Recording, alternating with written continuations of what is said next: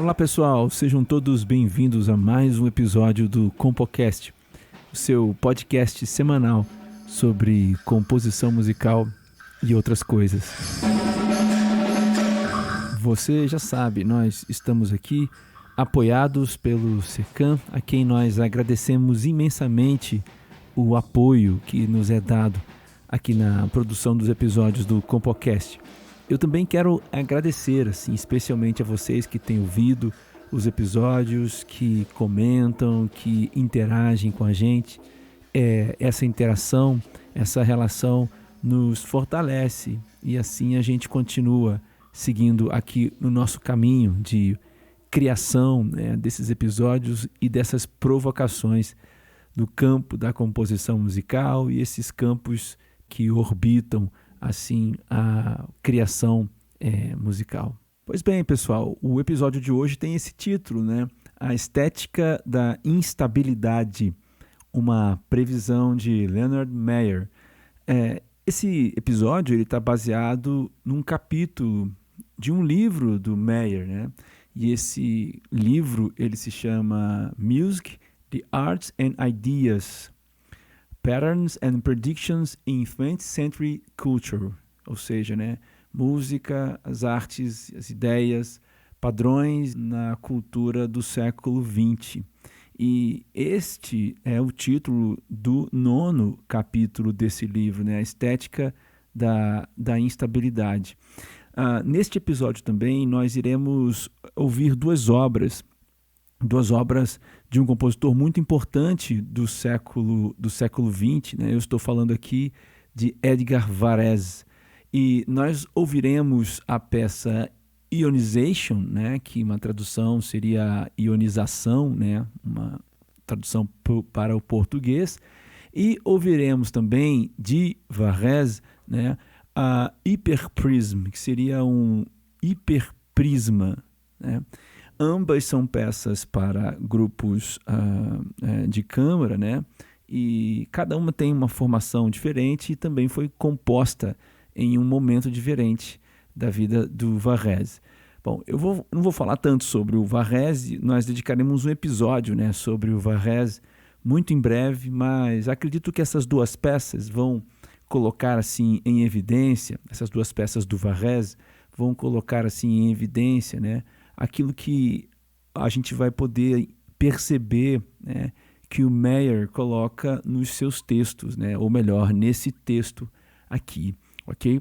Bom, a gente vai então partir agora para tentar entender, o que o Meyer assim está querendo dizer nesse capítulo do seu livro. E já de antemão eu digo a vocês que essa é uma tarefa impossível, de num podcast, de um episódio que pretende ter um tamanho, ou seja, um tamanho cronológico, vamos dizer assim, que pretende ter um tamanho cronológico estabelecido, dar conta disso tudo, Quer dizer, é muito difícil num episódio a gente só, um episódio só, a gente destrinchar assim o 9º capítulo desse livro do Meyer, É impossível. Portanto, o que nós faremos aqui é apresentar assim as ideias mais que, digamos assim, que saltam à primeira vista ao texto ou do texto e tentar, buscar algumas provocações, para que a gente reflita, para que a gente pense a respeito do fazer composicional, criativo em música, muito a partir disso que nós ouviremos ou das ideias do Meyer. O texto começa então fazendo uma projeção do que seria o ambiente da música de concerto. Na verdade, ele está especulando conjecturas, possibilidades estéticas futuras a respeito da música de concerto. Ele está observando o passado e lançando, a partir desse olhar para o passado, observações do presente, lançando possibilidades para o futuro, no que diz respeito à estética dessa música ou às estéticas dessas músicas que seriam feitas nesse ambiente da chamada música de concerto, né? São, digamos, previsões, e por isso eu acho que esse texto é bem interessante, porque Meyer escreve esse texto em 1967, portanto, já temos mais de 50 anos, né, desse texto. De forma mais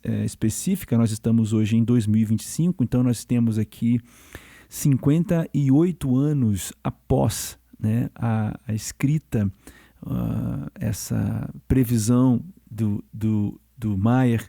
A gente está aqui hoje pensando sobre isso. Então, acho que é muito legal trazer, né, esse texto. O Meyer começa, então, propondo um conceito central, né, para esse capítulo, que é o conceito de êxtase cultural.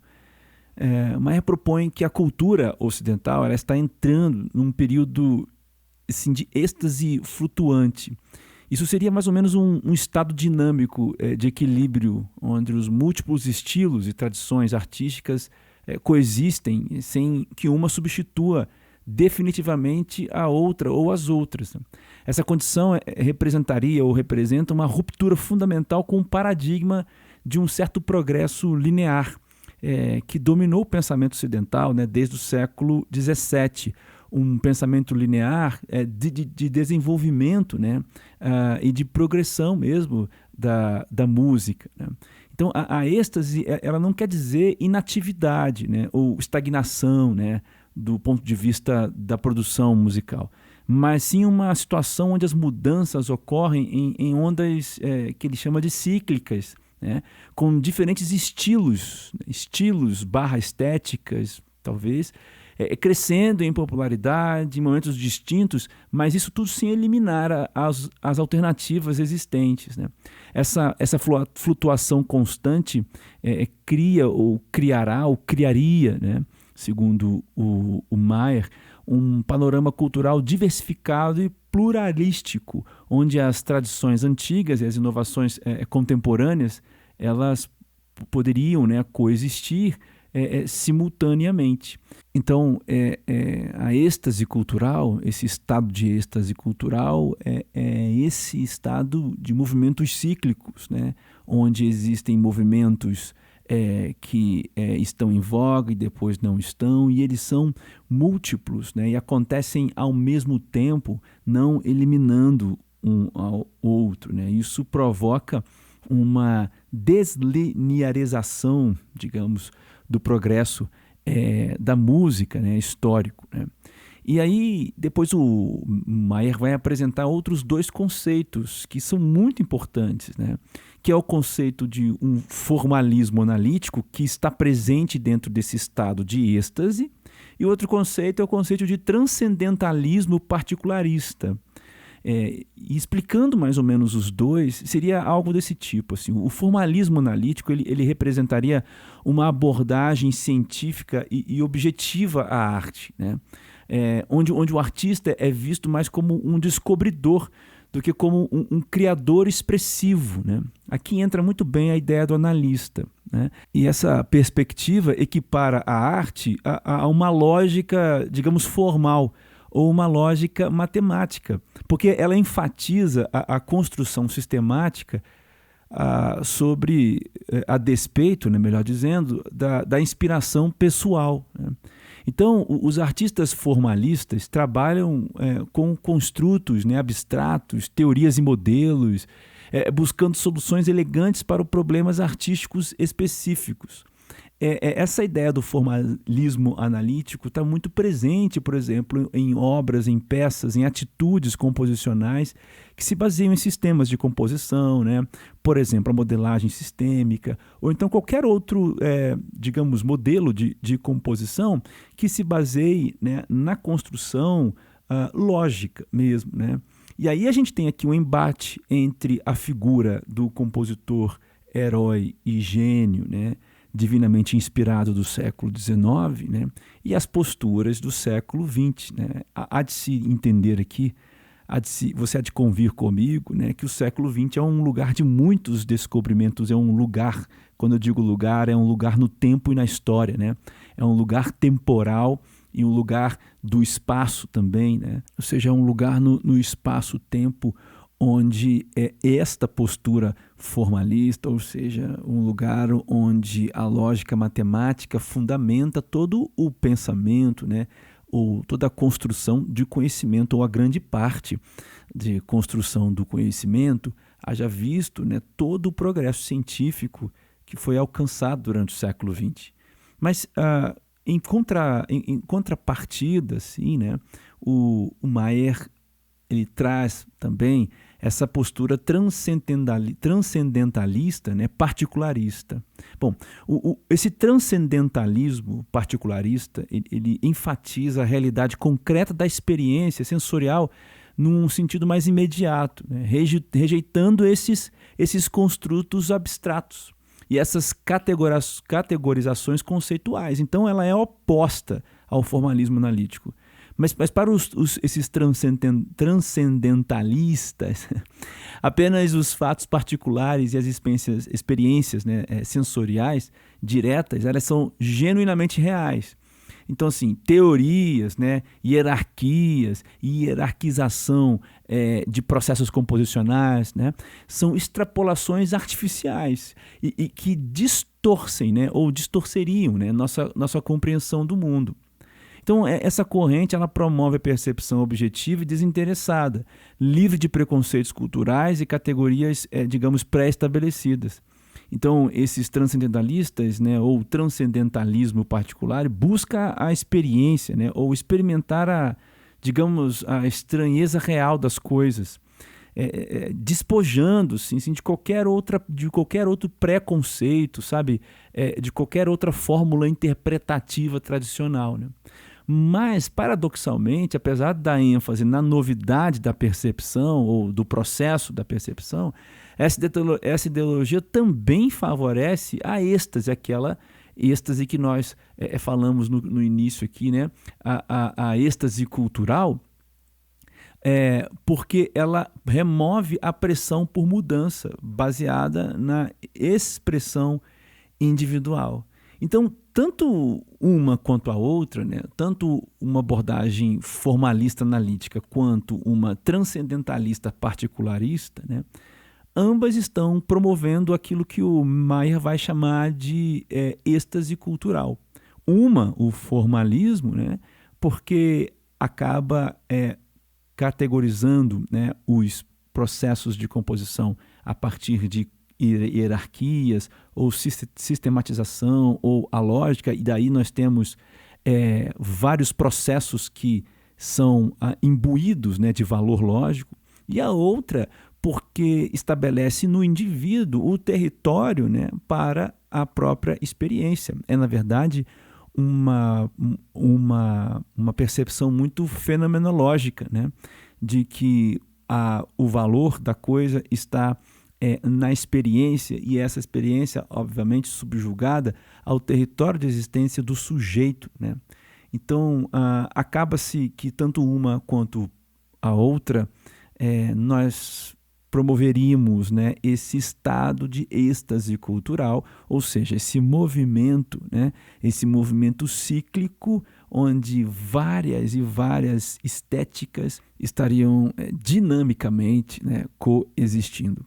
Bom, nós vamos ouvir agora, então, a obra Hyperprisme, ou Hiperprisma, de Edgar Varèse, uma obra composta entre os anos de 1922 e 23. Ela foi composta em 22, revisada em 23, estreada também no mesmo ano, né, em 23, em Nova York. É uma obra para grupo de instrumentos de sopro, né, de metais, tem vários instrumentos de metais, também tem um ensemble aqui de percussão e um instrumento de sopro solista. Nós temos um solista, depois um conjunto de instrumentos de metais e depois também os instrumentos de percussão. Vamos ouvir, a peça tem 5 minutos, nós vamos ouvir então agora a peça completa, o Hiperprisma de Edgar Varèse.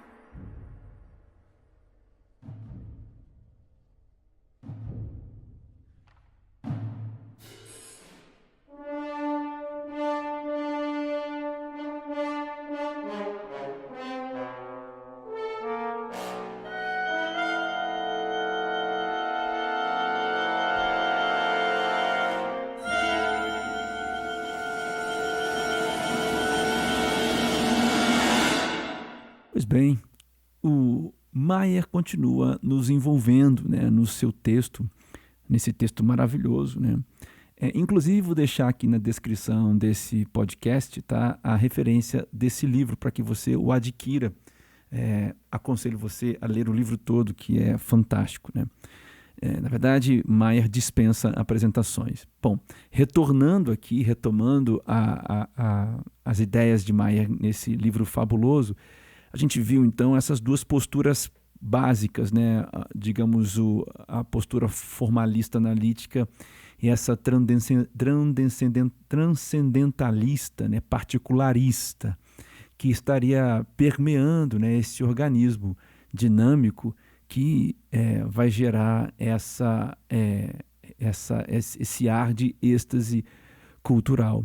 O Maier vai falar sobre as características dessas novas ideologias, dessas novas tendências, né, nesses processos todos, né?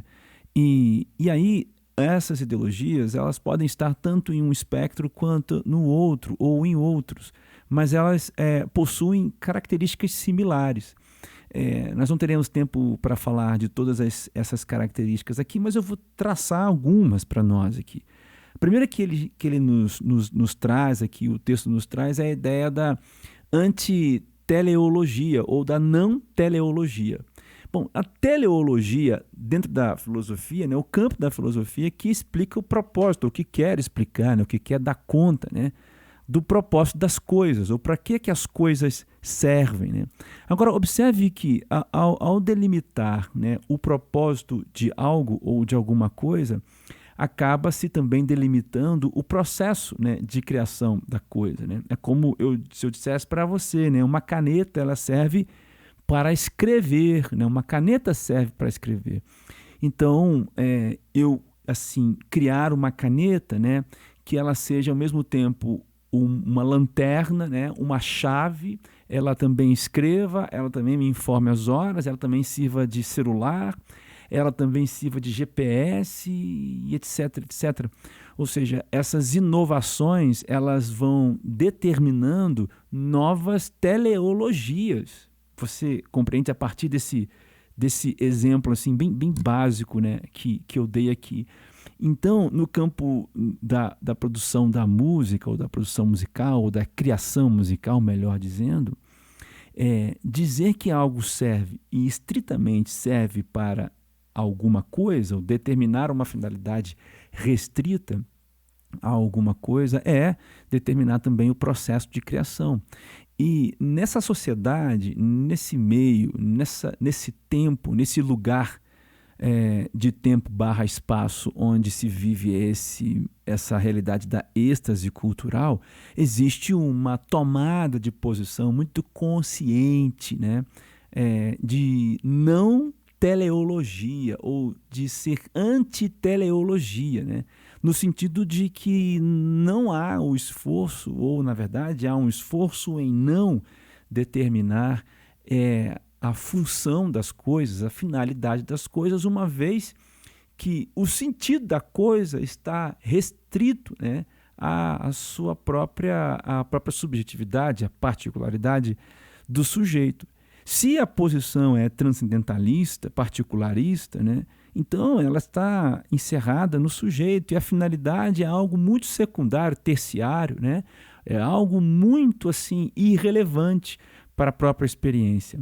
Já se essa abordagem é mais formalista, né, estruturalista, analítica, como nós falamos no início do podcast, ela pode até dar um passo mais assim em direção a uma certa teleologia. Mas não é uma teleologia, digamos, universalizada, né?